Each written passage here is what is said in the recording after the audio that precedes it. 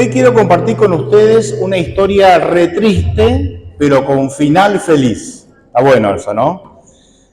Triste, pero con final feliz. Muy conocida, Carlos leyó los dos primeros versículos. Y me refiero a la historia que está en Juan capítulo 5, que es la historia del paralítico de Betesda, ¿sí? Una historia triste. Vamos a leerla. Son solo 16 versículos, un poquito más, pero yo voy a leer solo los 16 primeros. Es rapidito. Juan capítulo 5, del 1 al 16. Dice: Después de estas cosas había una fiesta de los judíos y Jesús subió a Jerusalén. En Jerusalén, cerca de la puerta de las ovejas, hay un estanque llamado en hebreo Betesda, el cual tiene 5 pórticos. En ellos yacían muchos enfermos, ciegos, rengos y paralíticos, que esperaban el movimiento del agua, porque un ángel descendía al estanque de vez en cuando y agitaba el agua, y el primero que descendía al estanque después del movimiento del agua quedaba sano de cualquier enfermedad que tuviera. Allí había un hombre que hacía 38 años que estaba enfermo. Cuando Jesús lo vio acostado y se enteró de que llevaba ya mucho tiempo así, le dijo: ¿Quieres ser sano? El enfermo le respondió: Señor, no tengo a nadie que me meta en el estanque cuando el agua se agita, y en lo que llego otro baja antes que yo. Jesús le dijo: levántate, toma tu lecho, tu cama, y vete. Y al instante aquel hombre fue sanado y tomó su lecho y se fue. Pero aquel día era el día de reposo, es decir, un día sábado como hoy. Así que los judíos le dijeron a aquel que había sido sanado: hoy es sábado, no te está permitido llevar tu lecho, tu cama. Pero él respondió: el mismo que me sanó fue el que me dijo: toma tu lecho y anda. Entonces le preguntaron: ¿y quién fue el que te dijo: toma tu lecho y anda?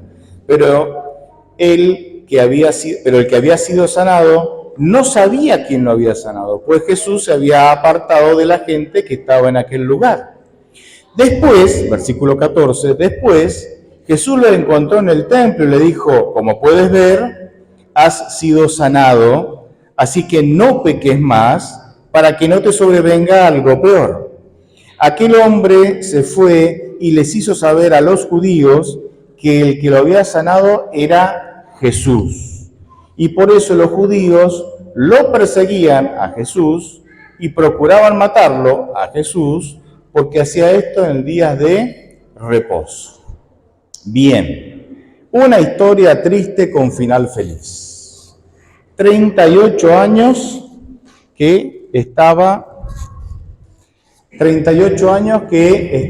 postrado, no podía caminar, y el texto nos da la idea de que posiblemente una buena parte de esos 38 años, ¿dónde estaba? Cerca del estanque, ¿sí? Que se llamaba Betesda, que de paso significa casa de misericordia, aunque enseguida les voy a comentar algo más de eso. Bien, ¿saben? Yo siempre me pregunté, ¿por qué Jesús sanó a uno solo?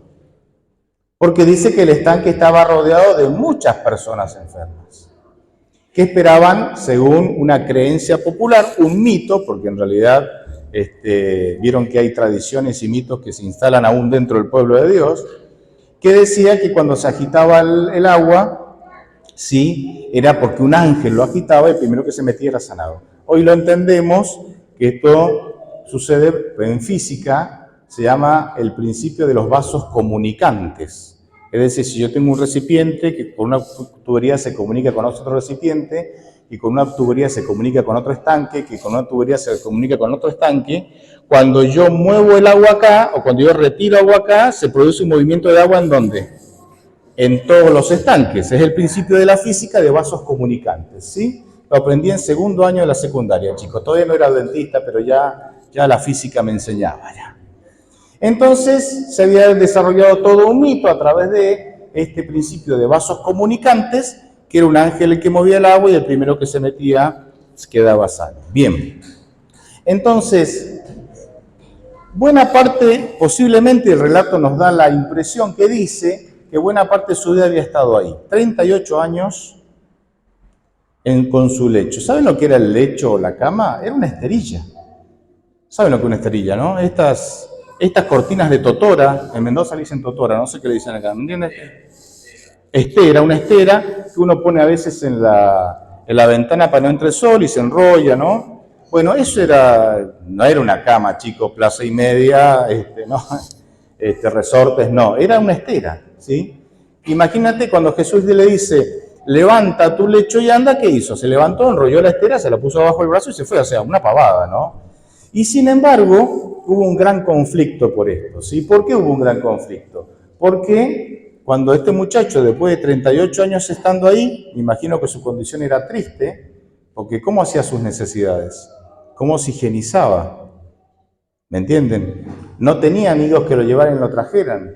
Posiblemente dormía ahí todo el tiempo. O sea, era una situación bastante triste. Cuando este hombre aparece levantado, caminando con su esterilla bajo el brazo, vinieron los judíos, los líderes, ¿no? Y se lo querían comer. ¿Qué estás haciendo un día sábado con una esterilla bajo el brazo, llevando tu cama de aquí para allá? Una cosa de locos. Hoy lo leemos y decimos, qué loco, ¿no? Pero es interesante esto. ¿Por qué? Porque acá, ¿por qué se genera esta pelea? Y fíjense que el versículo 16 dice que perseguían a Jesús y lo querían ¿qué? Matar, porque le había dicho a este ex paralítico, le había dicho, toma tu lecho, tu esterilla, tu estera y vete a tu casa. Por eso lo querían matar. Por eso. Imagínense la fuerza que tenían las tradiciones, y aquí me detengo en el primer tema, las tradiciones.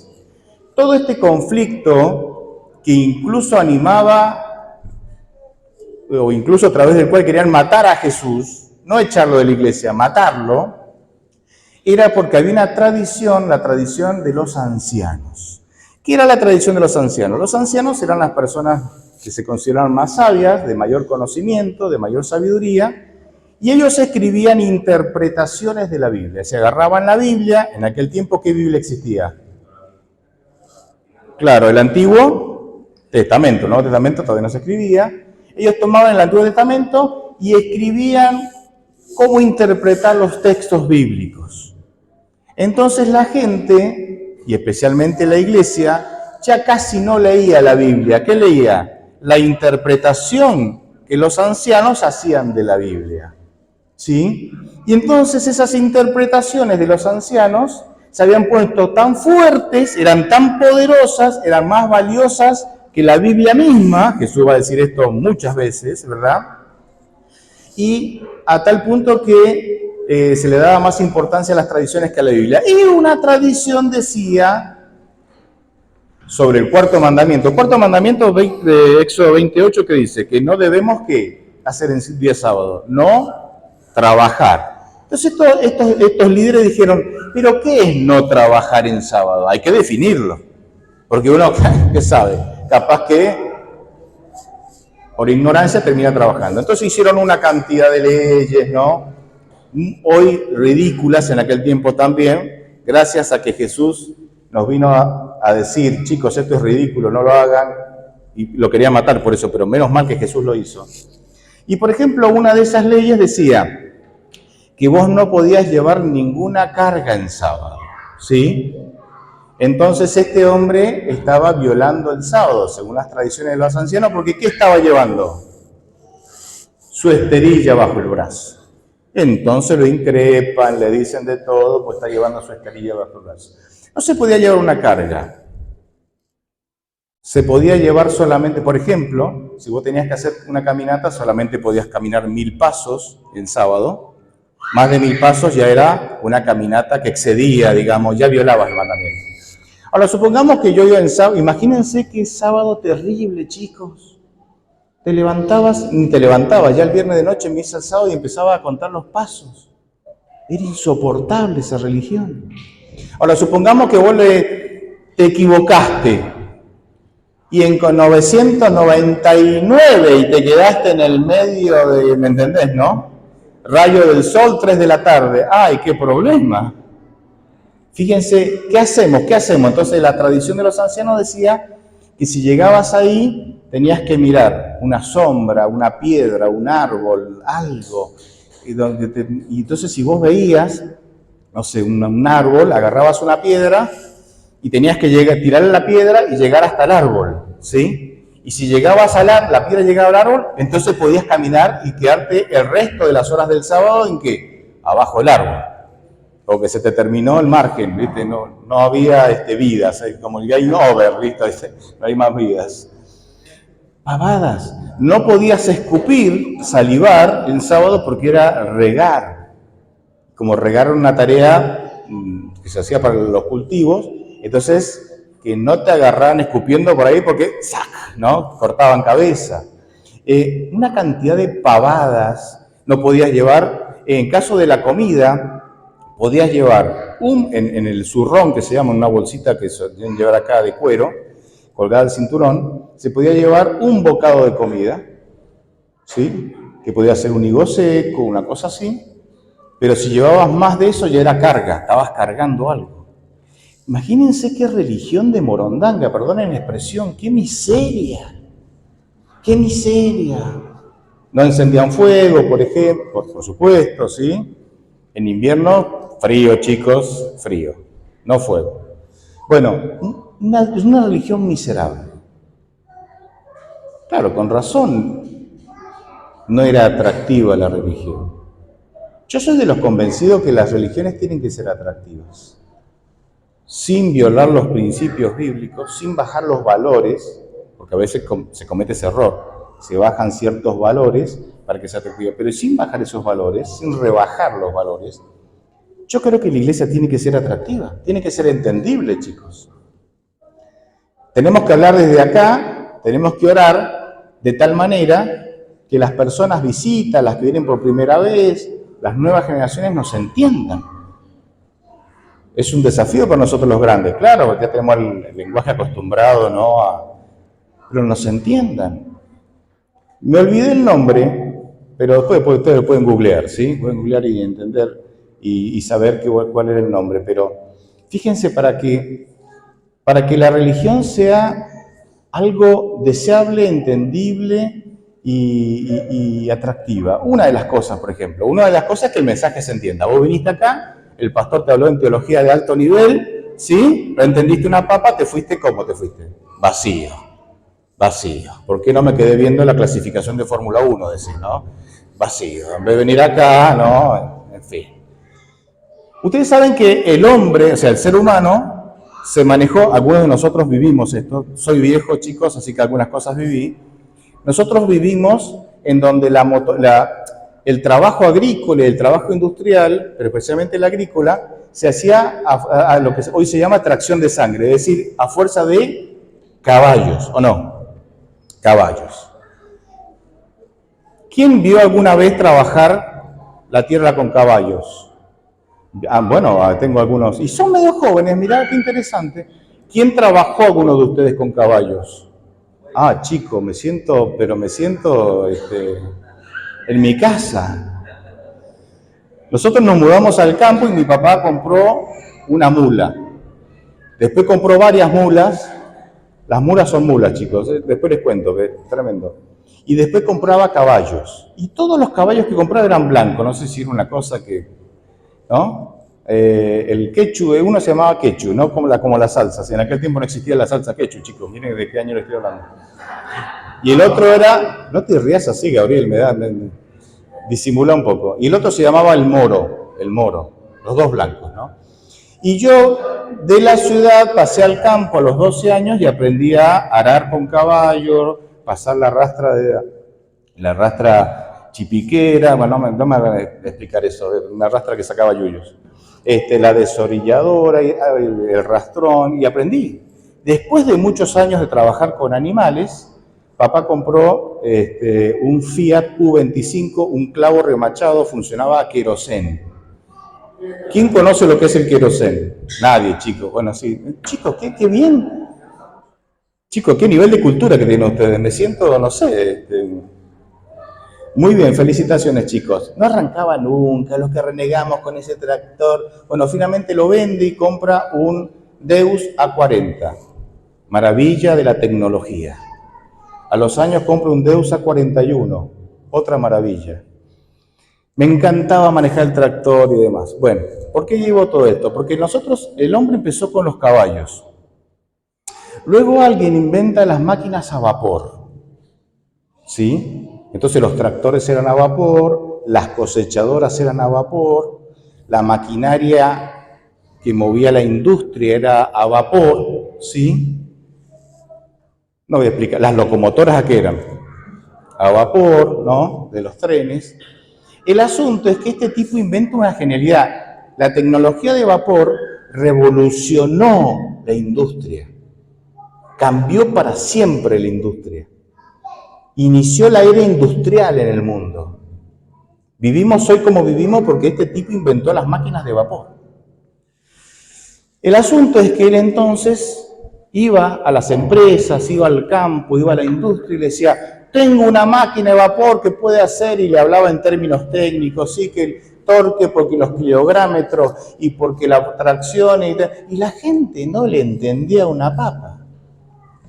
Claro, él se entendía porque él era ingeniero y la gente no le entendía nada. Y entonces, claro, nadie le compraba. ¿Qué? No le entendía nada. Si no entendés, no comprás, ¿o no? ¿No entendés? No comprás. Y esto funciona con el Evangelio también. ¿No entendés el Evangelio? No comprás, te vas. Que te hablen en hebreo acá, nada. Entonces este hombre, ante el fracaso, que nadie le compraba, dijo algo muy interesante. Inventó un término que hacía que todos, educados y no educados, grandes y chicos, pudieran entender el valor de las máquinas de vapor. ¿Saben qué término inventó? HP. A ver, ¿qué es un HP? Un caballo de fuerza en inglés, horsepower. ¿Cómo sé inglés, chicos? Me maravillo. Entonces, ¿qué dijo? Miren, tengo esta máquina que tiene 100 caballos de fuerza. Entonces yo, que iba con un matungo arando, decía, esta máquina es como tener conectado 100 caballos. O esta máquina tiene 3 caballos de fuerza, esta máquina de vapor. Entonces la gente decía, entonces si yo estoy arando con una yunta de caballo, con 2 caballos, esta máquina tiene 3 caballos, es como si yo conectara al arado 3 caballos, porque estoy conectando ¿qué? Una máquina. Y eso hizo un boom. La gente entendió el concepto, las máquinas de vapor reemplazaron a los caballos y a los bueyes, y a partir de ahí se marcó comenzó la era industrial. Los motores de vapor iban a ser después reemplazados por los motores a combustión, a nafta, a combustible, a diésel. Pero siguen teniendo la misma designación. Yo tengo, mi auto tiene 80 caballos de fuerza, flaco ya. Tiene 411.000 kilómetros el auto, así que están medio flacos ya, ¿no? Pero yo me compré un auto de 80 caballos de fuerza, fíjense. Y capaz que los niños ahora me dicen, ¿dónde están los caballos? No. Pero ¿me entienden la historia? Bueno, tanto, ahora remato la enseñanza. Tenemos que presentar el Evangelio de tal manera que la gente lo entienda. Nosotros venimos y hablamos de pluma inspirada, hablamos de dones del Espíritu Santo, hablamos de régimen pro salud, hablamos de cierta terminología profética, hablamos de temas de vestimenta, ¿no? Que el decoro. Díganme un niño de 10 años para abajo, de 15 para abajo, que me defina decoro. Chicos, ni los grandes saben lo que es el decoro. ¿Qué le vamos a pedir a los changuitos? ¿Me entienden? Entonces tenemos un vocabulario, ¿no? Que no lo entiende nadie. Tenemos que empezar a hablar en caballos de fuerza, ¿se entiende? Necesitamos a alguien o necesitamos una iglesia que esté dispuesta, ¿sí?, a comunicar el Evangelio de tal manera que cualquiera lo entienda. Y para eso hay que dejar ciertas tradiciones. Porque el gran problema que enfrentó Jesús y que enfrentó este pobre paralítico y todos los que estaban ahí, era que habían tradiciones que hacían de la iglesia algo miserable. Entonces tenía 6.000 tradiciones miserables. No hacían atractiva la iglesia. Yo creo que la iglesia, el mensaje bíblico es atractivo, chicos. Es atractivo. Yo le digo a la gente, usted, no, que yo no quiero ir a la iglesia. No vaya a la iglesia, pero busque a Dios, porque sin Dios usted está frito, va a ser una persona infeliz toda su vida. Porque para mí el mensaje es atractivo. Entonces tenemos que aprender a transmitir el evangelio de manera que se entienda, y para eso tenemos que librarnos de ciertas tradiciones que atentan contra el evangelio. ¿Puedo contarle un par de cositas así rápido? Creo que ya las conté, pero como estoy en mi tercer año en este distrito, ustedes tienen que fingir demencia y que así como que, ¡ay, qué bien, pato, sorpréndanse! Porque si yo no me puedo acordar todo lo que cuento, chicos, o sea, ya estoy grande ya. Esta agua es de hoy, ¿no? ¿Sí? No contestan, ese es un problema. Es una tradición que hay que tomarla de la semana pasada. Ay, señor. Bueno, por lo menos la semana que viene va a ser nueva el agua. Miren, estábamos en una iglesia y había una mesita acá adelante ahí, ¿no? Que se usaba para escuela sabática. Y entonces terminaba la escuela sabática y la ponían allá, al lado de Hannah. Hannah que está reposando ahí. Al lado de Hannah la ponían ahí contra la pared. Bien, ¿qué pasaba? Después venía el sermón y todo esto quedaba desocupado, porque acá pasaban los niños con la historia de niños, ¿no? ¿Sí? Bien, ¿qué pasaba? Estaba conmigo acá, supongamos Carlos o Diego, que dirigió hoy el sermón, la plataforma. Y había una liturgia que hacía 1800 años que era la misma liturgia. Igual que le tocara la liturgia. Era una tradición muy fuerte, ¿viste? Entonces era la clásica, chicos. Bienvenida, oración de rodillas, creo que el canto, diezmo y ofrenda, historia para niños y sermón. ¿La conocen? Chicos, cambiémosla. Claro, chicos, hace 6.000 años tenemos la misma liturgia. Cambiémoslo un poquito. Bueno, paréntesis. Entonces, el hermano que estaba dirigiendo acá estaba nervioso, no sé qué le pasó, yo estaba esperando para predicar. Y entonces viene la bienvenida, el canto, la oración de rodillas, y invita a los niños. Hacen los niños a traer su historia y pasa todo un tropel de niños, gracias a Dios había muchos niños, siempre es bueno que haya niños. Pasa un tropel, se llena de chicos acá. Y había una hermana que estaba en el hall, puerta cerrada, un vidrio redondo, mirando ahí, siempre vigilando, y estaba ahí como de recepcionista.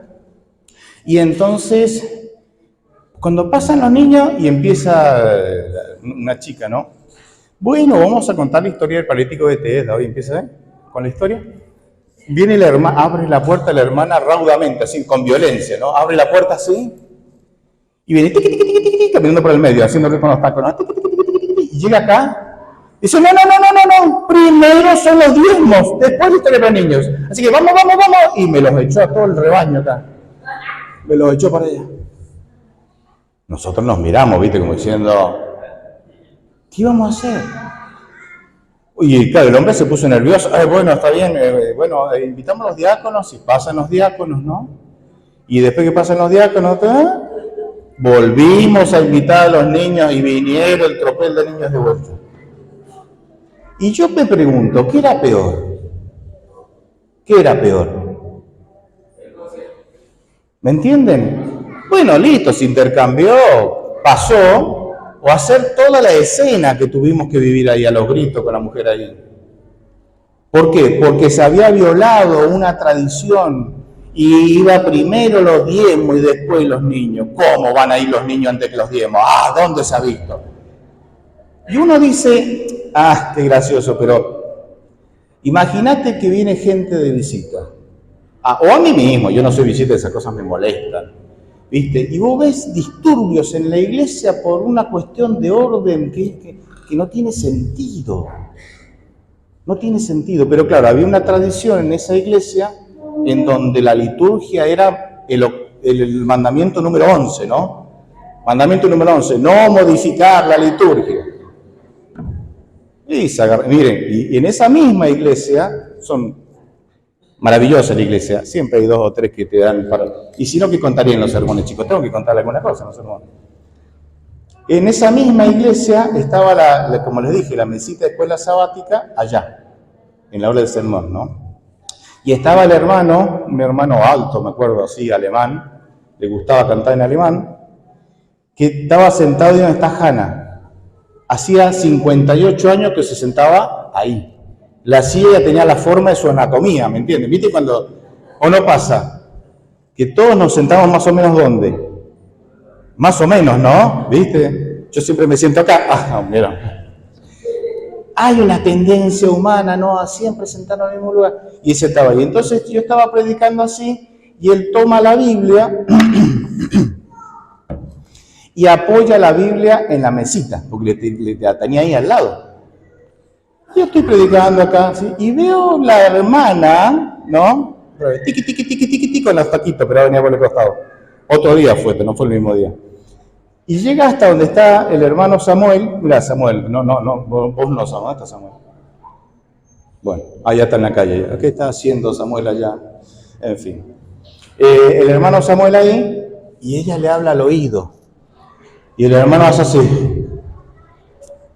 Revolea los ojos y saca la Biblia de la mesita. Y yo me quedé reintrigado. Yo acá bla, pero estaba con las antenas ahí. Me quedé reintrigado. Entonces termina el sermón, bajamos, y cuando estoy ahí, ni siquiera llego a la puerta, me intercepta el hermano ahí, ¿no? Me intercepta, me dice, pastor, le hago una pregunta. Y yo sabía por dónde venía la mano. Y me dice, ¿qué es más santo? ¿La mesa o la Biblia que santifica la mesa? Y yo sabía por qué. ¿Sabe por qué me hizo esa pregunta? Porque la hermana se acercó y le dijo al oído, retire la Biblia de esa mesa, porque esa mesa es santa y solo se usa en escuela sabática. Y el otro revolvió los ojos y sacó la Biblia, para no discutir. Entonces, nos encontramos a veces en la iglesia discutiendo por, perdónenme, estupideces, en lugar de hacer de la iglesia un lugar que como Betesda, ¿saben qué significa? Casa de misericordia. Casa de misericordia. En lugar de hacer de la iglesia un Betesda, una casa de misericordia, nos pasamos a veces discutiendo pavadas, porque le hemos dado a ciertas tradiciones un valor, o sea, más valor de lo que corresponde. Las tradiciones tienen su valor, pero nunca pueden estar por encima de la misericordia. Fíjense que a los dirigentes religiosos Jesús de su época, Jesús les dice, ustedes, diezman la menta, el eneldo del comino, pero se han olvidado dice, esto era necesario hacer sin dejar de hacer lo otro. Se han olvidado de lo más importante. ¿Y cuál es lo más importante? Misericordia quiero y no sacrificio. Y es interesante que las leyes de los sacrificios están en el Pentateuco. Y en el Pentateuco también está los 10 mandamientos. O sea, Jesús está diciendo, misericordia quiero y no ley. No que la ley no valga, sino que la misericordia está por encima de la ley. Porque en tiempos de Jesús, la ley y las tradiciones estaban por encima de la misericordia. Y para Jesús eso era un error. Entonces, tenemos que aprender. Yo sé que uno se apega a ciertas estructuras que te dan comodidad y te hacen dar la idea de control. Todos nos tenemos que vestir así, todos tenemos que comer así, todos tenemos que comportarnos así, todos tenemos que pensar así. Entonces esa uniformidad nos da la idea de que estamos unidos, pero es una falsa idea. Estamos todos de corbatita acá y capaz que de allá nos sacamos los ojos. Algunos, chicos, yo no le saco el ojo a nadie. Pero me entienden, ¿no? La uniformidad no quiere decir que seamos unidos. No quiere decir. La unidad tiene que ver con el amor, más que con la uniformidad.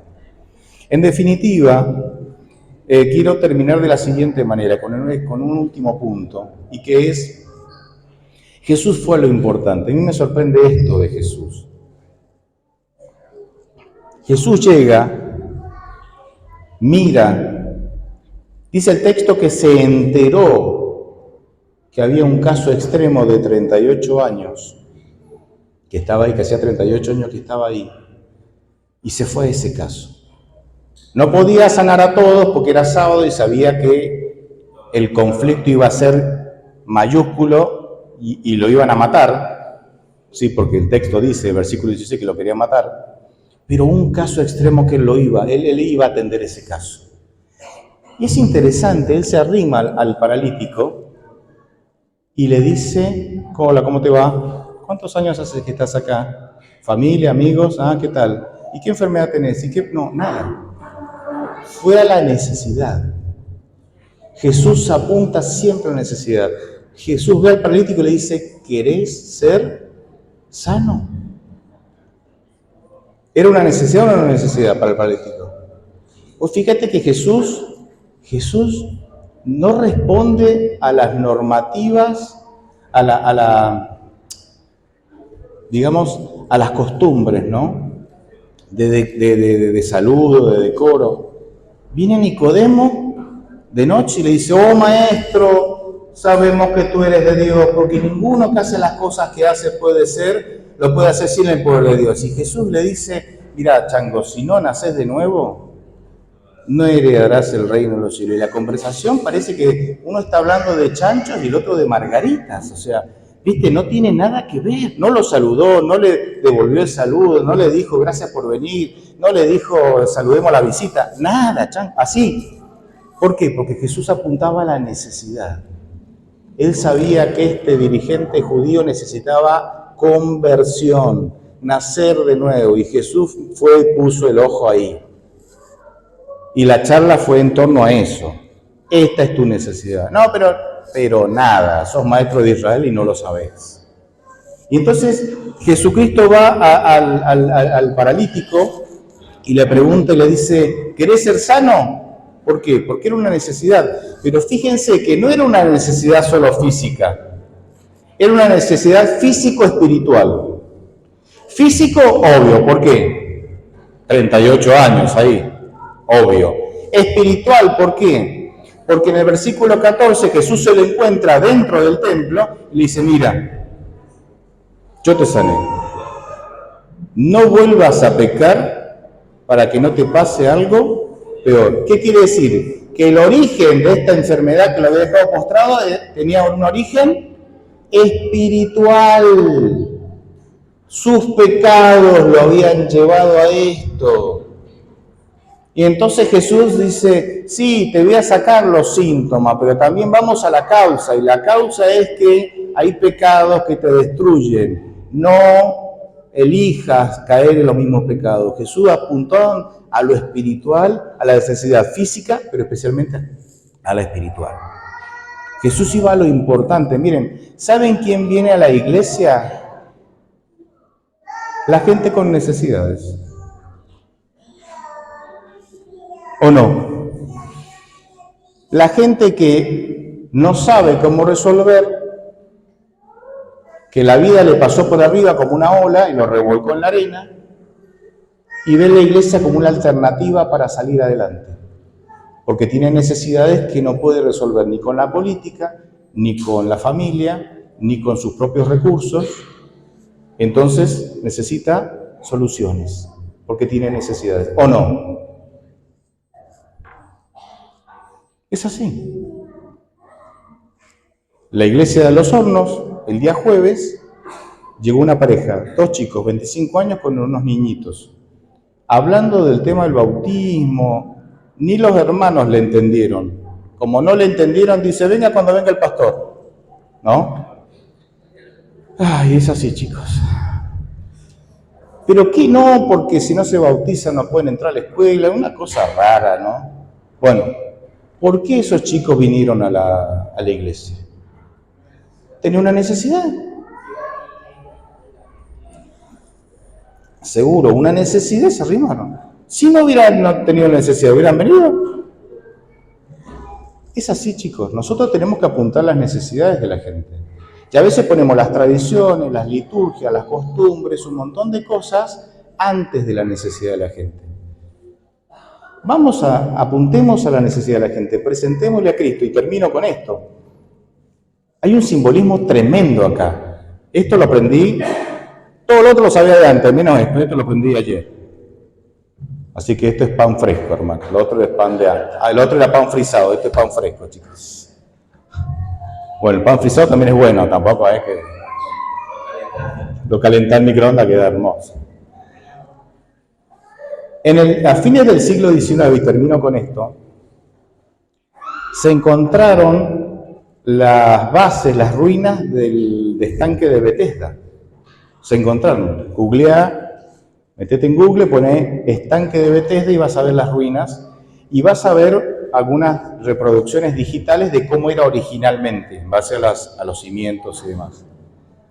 Resulta ser que estaba el templo y a unos pocos metros del templo había dos piletas cuadradas unidas unas a la otra, con todo un pórtico, una edificación que rodea las piletas, ¿sí?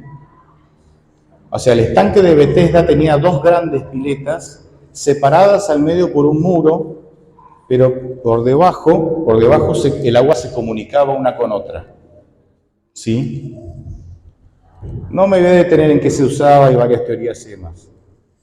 Pero resulta que esas piletas, ese estanque de Bethesda, estaba fuera del templo. Estaba a unos metros, y según el texto que leímos de Juan 5, dice que cerca de la puerta de las ovejas estaba el estanque que en hebreo se llama Bethesda. ¿Qué era la puerta de las ovejas? El templo tenía varias entradas. Una de las entradas, en la parte norte del templo, era la entrada de las ovejas. ¿Por qué el templo tenía una entrada que se llamaba entrada de las ovejas? ¿Qué entraba por ahí? Bien, chicos, bien, brillante, chicos. Entraban las ovejas por ahí. ¿Qué ovejas? Las que iban a ser sacrificadas. Bien, felicitaciones, bien felicitados, chicos. Aprobaron. Entonces, fíjense, el estanque estaba fuera del templo.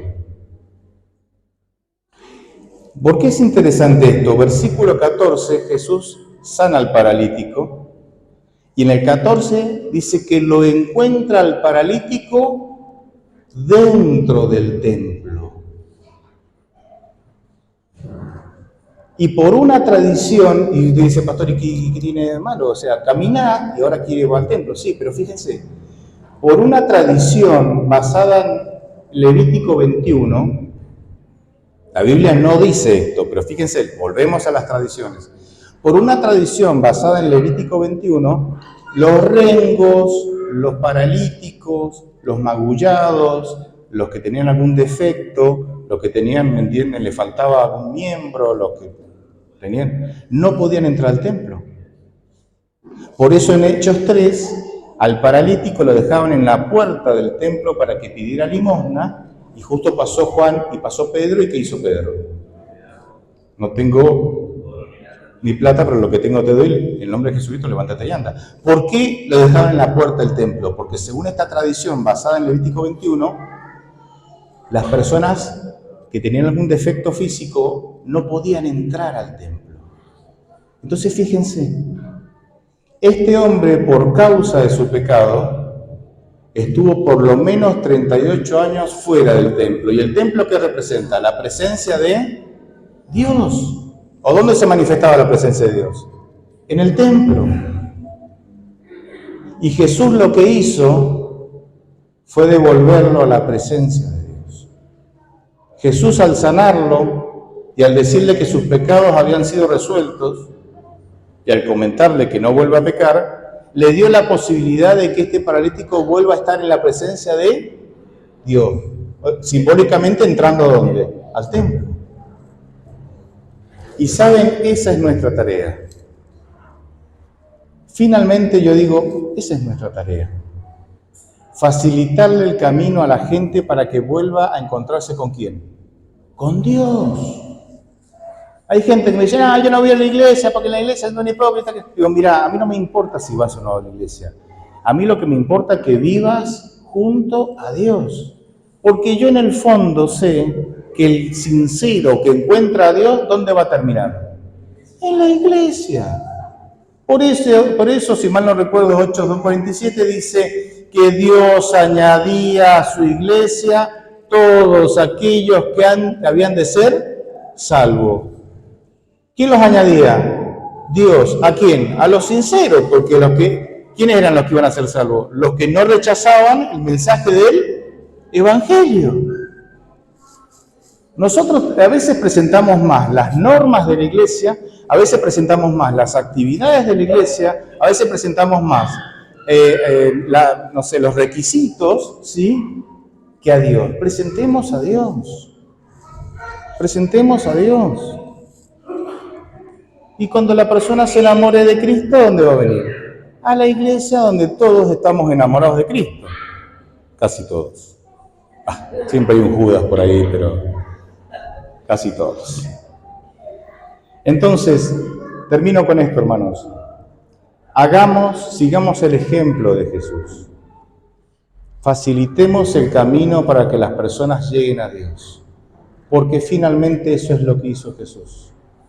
Jesús no alentó, el énfasis de Jesús fue en presentar a Dios y en marcar el camino. ¿Cuál es el gran mandamiento?, le preguntaron, Mateo 22:37. Y Jesús contesta, amarás al Señor con todo tu corazón, con toda tu mente y con todas tus fuerzas. Y el segundo mandamiento similar al primero, y a tu prójimo como a ti mismo. Ahí está. Lo otro viene solo, los mandamientos, la vestimenta, el pro salud, viene solo. Es importante, claro, viene solo. Ama al Señor y viene solo. Ayudemos a la gente a encontrar a Dios y enseñémosles a amarlo. Amén.